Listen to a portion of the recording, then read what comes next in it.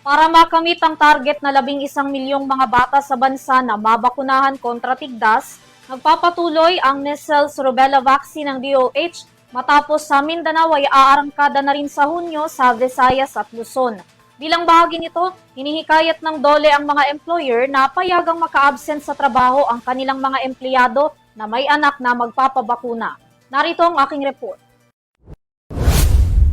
Nag-abiso ang Department of Labor and Employment o DOLE sa lahat ng mga employers sa bansa kasama ng mga private sector employers na pahintulutan ang kani-kanilang mga empleyado sa pag-absent sa trabaho sa petsa kung kailan naka-schedule ang measles rubella vaccine sa kanilang lugar.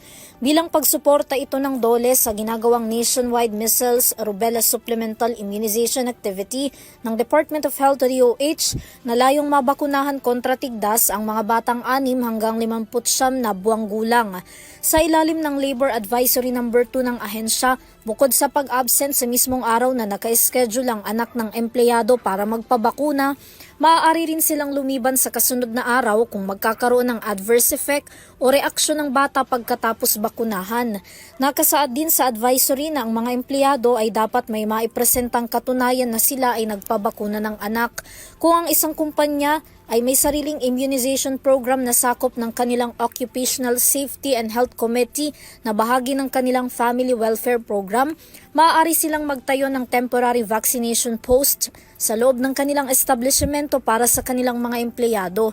Samantala, bago pa ang abiso ng DOLE, una nang naglabas ng paghihikayat ang Civil Service Commission o CSC sa mga employer sa kaparehong panawagan bilang suporta sa DOH. Sa ngayon, batay sa kagawaran ng kalusugan, higit 2 milyong bata na sa Mindanao ang nabakunahan kontra tigdas mula yan nang magsimula ang pagbabakuna doon noong January 19.